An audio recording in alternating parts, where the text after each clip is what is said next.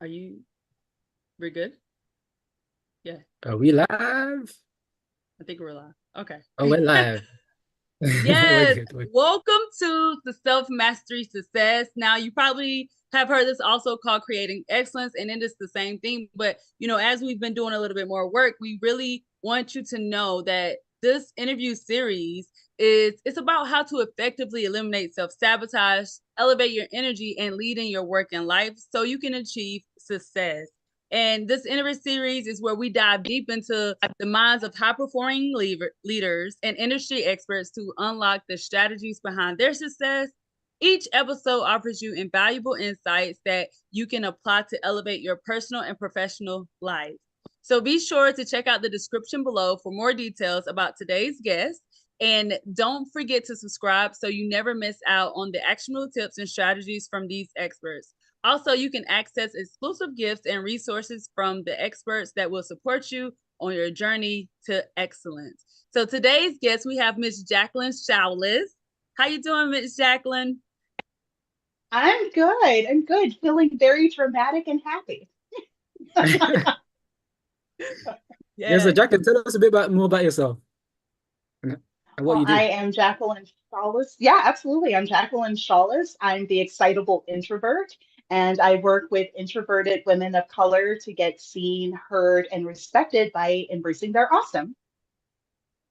Ooh, Hmm. love it, love it. So Yeah. embracing the awesome. Yeah, go on. No, Zay, you go ahead because I wanna. So tell us more about that because you said that you are the excitable introvert. And normally, whenever someone feels introverted, they feel like, oh, I'm introverted and this is why I can't talk to people or I can't do that thing. They use it as an excuse to stay small.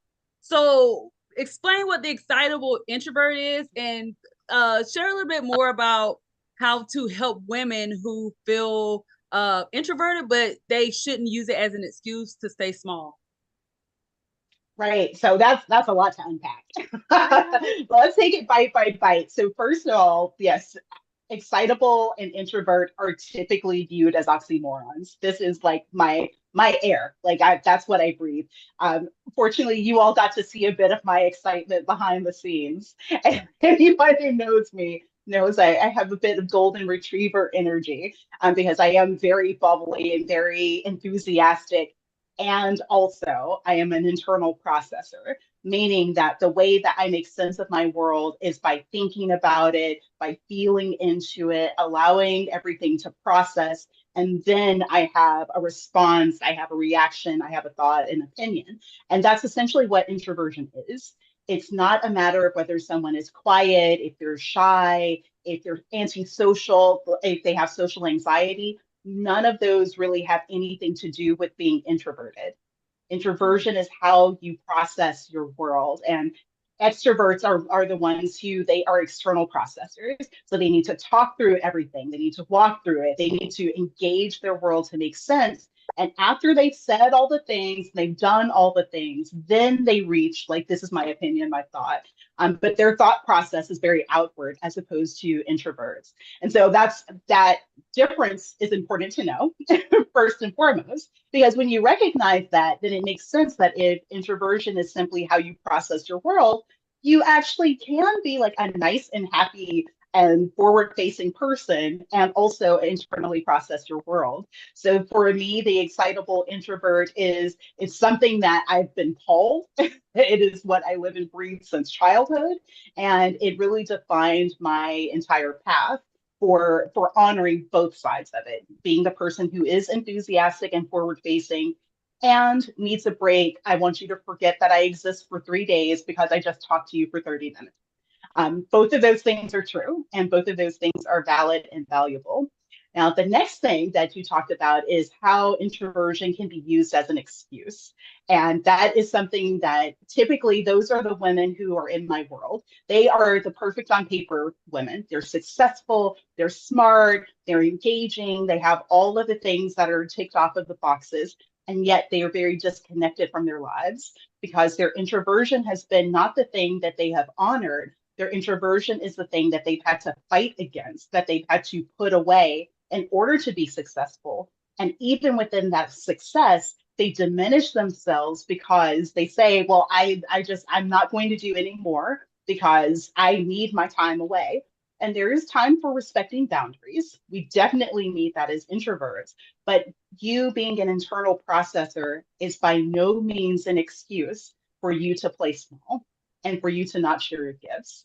And so many people that we look up to, like the Beyoncés and the Viola Davises, the Simone Biles, these women are all introverts. And they've all spoken openly about using their introversion to their advantage. So I want to encourage our women, like you can be both. Like if you don't look to any of those women I named, there's dozens more. I'm here as just a regular schmegular person who is also doing both. I am introverted. I have my time away. I have my time to reconnect. And also, I'm going on stages. I'm writing books. I'm showing up. I'm coaching. I'm doing all of those things both. Not an either or, it's both. Yeah. Powerful. Yes. Yeah, I love that. Yeah. Yeah, thank you. Because you know what? No, people don't really break down introversion or being an introvert. They just say it as like, oh, it sounds good or it sounds cool or it sounds just what it is. Like people, as if people's just in their hole. But the way you described it is Right. it's just part of it's part of one's personality, and it's just like it's part of who you are. And I think Absolutely. what you're saying is that people just get to embrace that part of who they are because there's actually power in that. And so I want to I'm curious that what are some practical like strategies that you recommend for introverted women to communicate like their boldness in the environments, like because often it's in environments, let's say business workplace environments, that they often feel overlooked or undervalued. So what are some practical strategies that you would recommend for them? Well, there are so many. There's one nuance to this, and you kind of touched on it around this kind of blanket idea of an introvert. And there are actually four types of introverts. So all introverts are not the same. All introverts are not the ones who are like me, who actually do enjoy talking to people. We come in different flavors. And so the advice and guidance that I'll give will be based on those different types because that would be most helpful.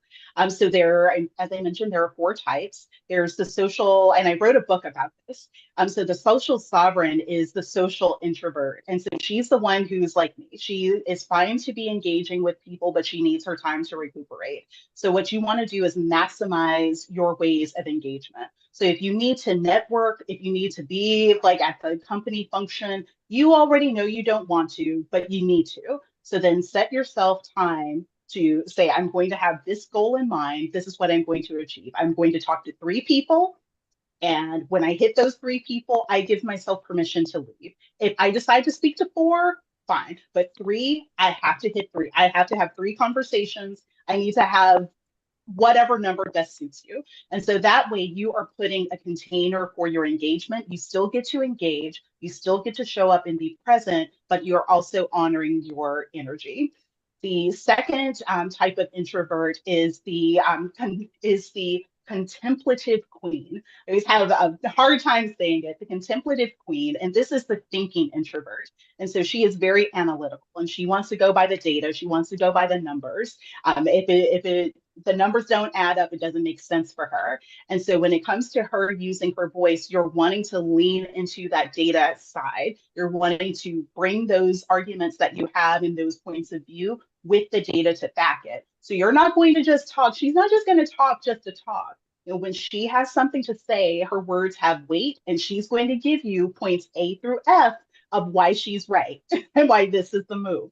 And so you want to lean into that and finding places where you can really let that shine. So whether that's on a project where you're taking on that analytical piece, or if you're the one who's bringing some substance to ideas that are coming forward, whether to go with or to knock that down, lean into that data side, that analytical side, and use that to your advantage because that's where you really shine.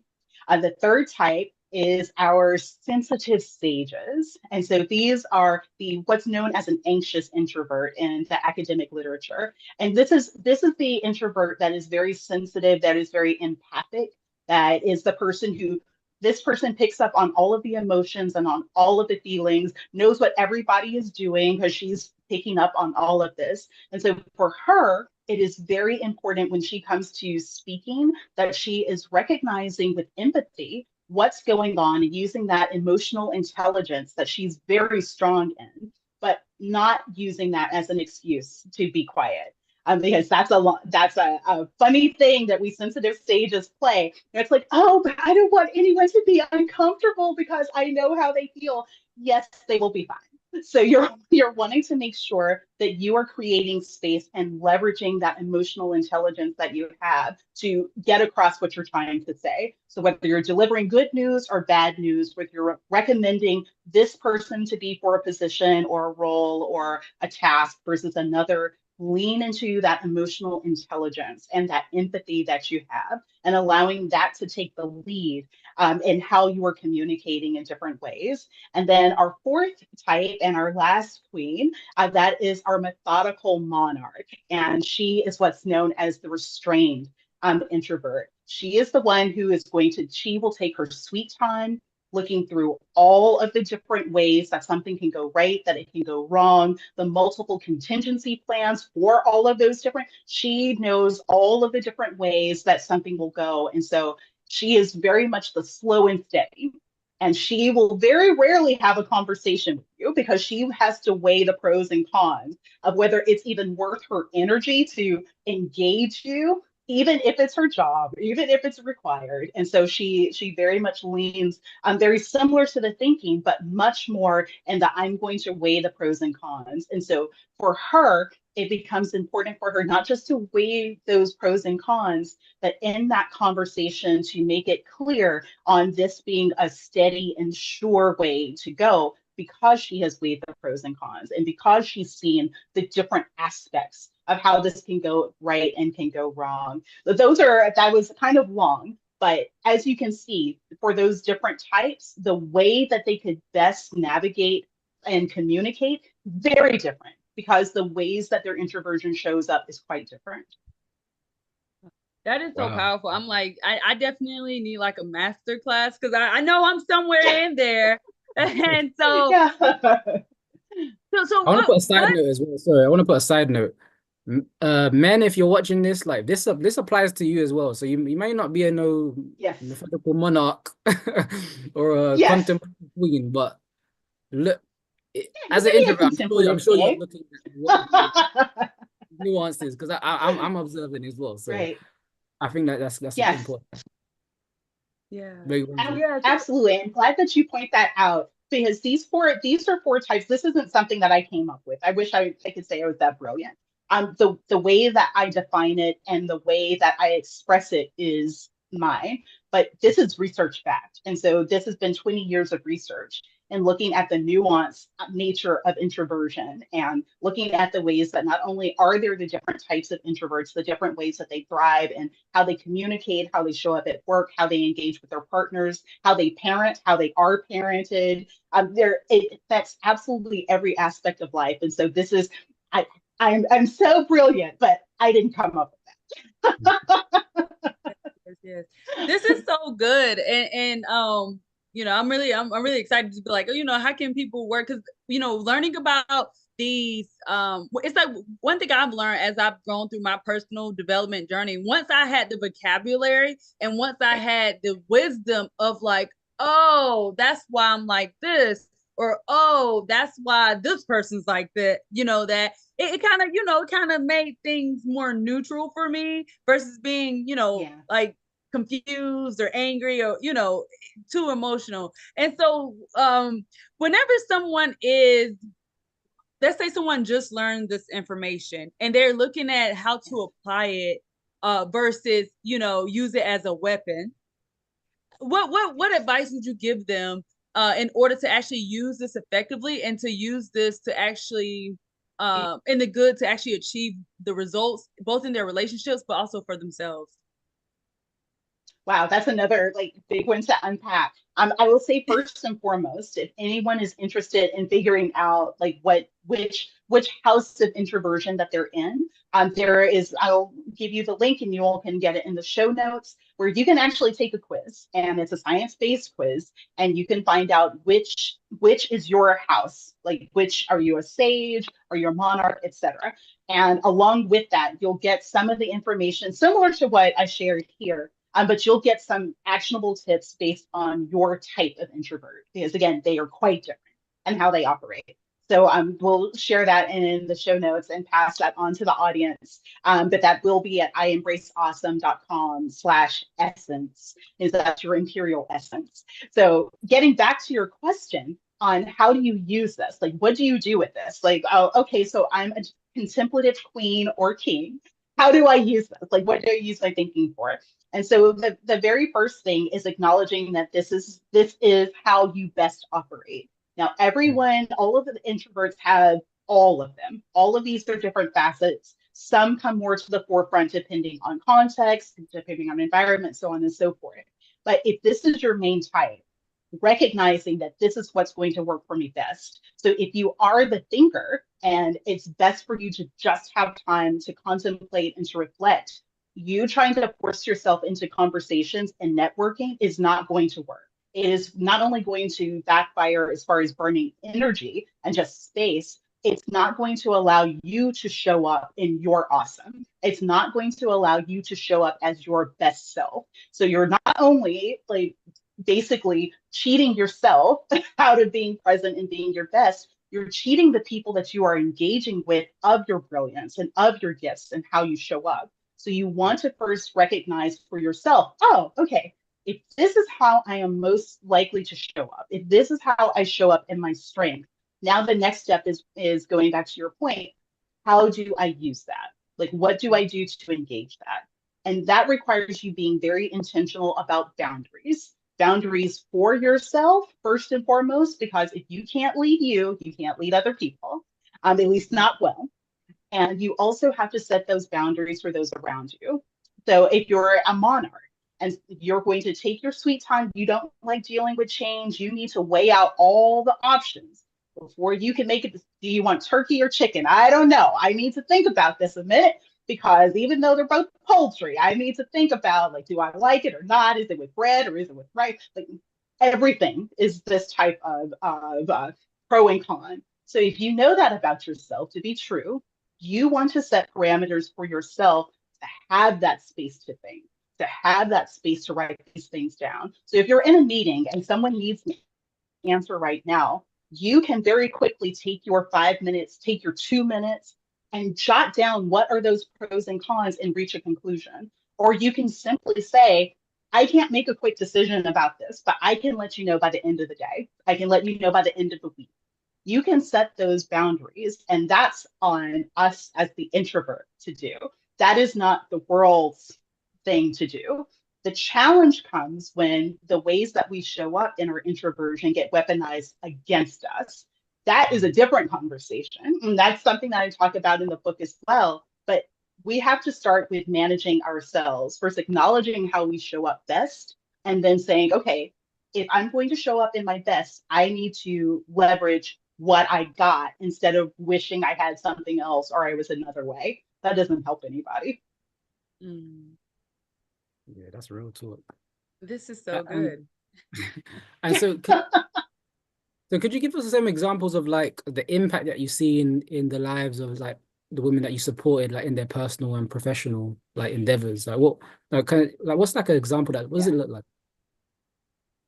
Oh, it runs the gamut. And that's part of the beauty of the work that I do, is that there are people that I've worked with within this professional space. Like one of my favorite stories is one of the executives for a very well-known media company, and her company was looking at doing a split. They were going to split the company. She was strongly opposed to it, had all the reasons why, had all the data, and she just didn't know how to effectively communicate that. So we worked together around not just her introversion, but her presentation skills.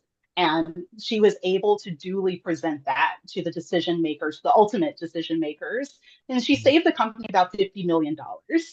So that was a beautiful example. Beautiful. I was really, really proud of her, because that one way, that it wasn't it wasn't a single conversation, but it was a single pivotal conversation that really led to that whole change. And then you have on the complete other side where I've had women who, there was one woman I was doing a podcast with, and in the course of the conversation, I'm explaining introversion, and she starts crying. And she says that she's 65 years old and she never understood who she was and how she's the way that she is until that conversation. That was powerful.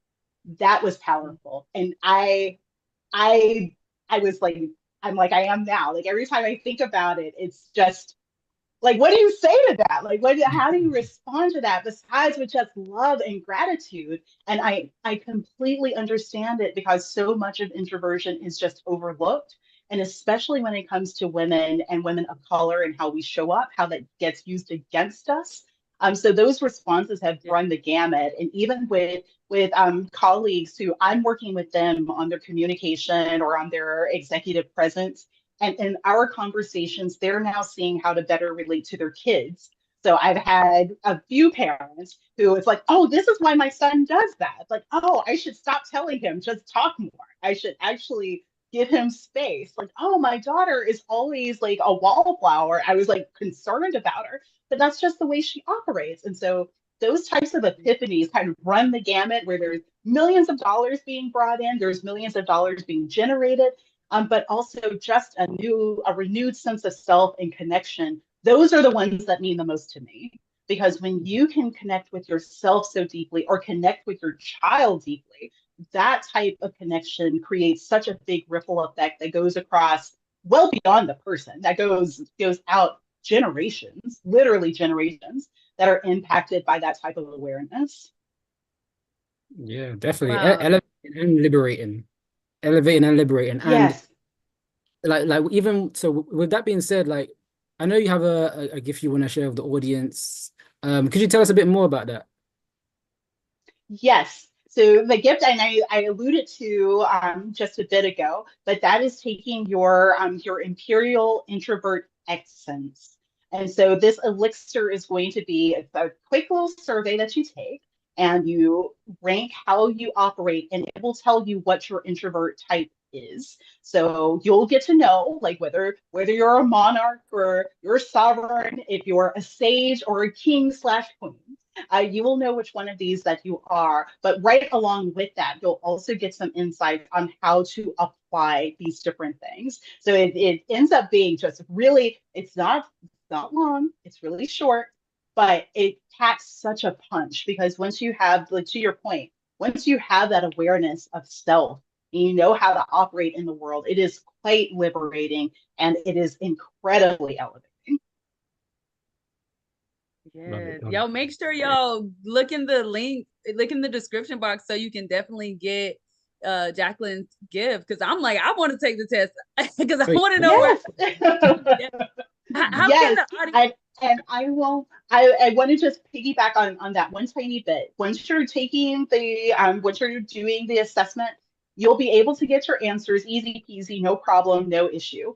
One thing I would request, and you get to give your permission on this or not, it does give an option for you to add your demographic information. This will not be connected to you personally, but what it allows us to do for our organization is to now have metrics around people that are not the norm for when you think of an introvert.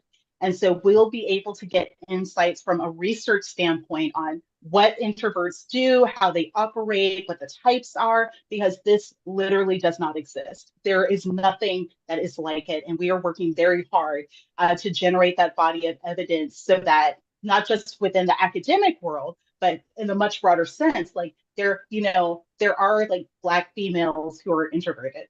Like we do exist. There are quite Black girls, and it's not because we're faulty, it's because we exist.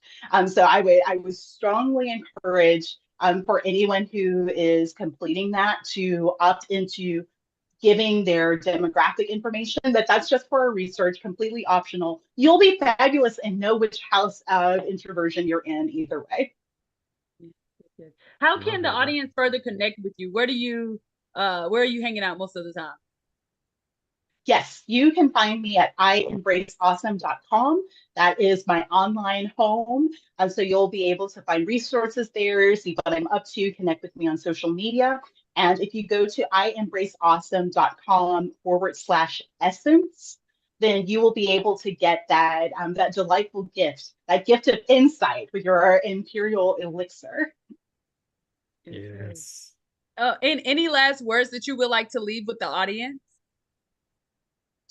Just to remember that your introversion is not something to fix or to overcome. It is, in fact, an invitation for you to live deeply and impact greatly. So always be sure to embrace your awesome, engage your gifts, and empower your world. Thank you, Jacqueline. And so, audience, you know what you get to do right now. You get to grab Jacqueline's gift in the comments below, in the description below. And what you also get to do is subscribe now and follow now to elevate your life. Tap the bell to get notified for more insightful conversations like this. And talk to us. Let us know your comments, your thoughts and questions, and your biggest takeaways from your favorite platform in the comments below. And we'll see you on the next episode of Self Mastery Success. Take care.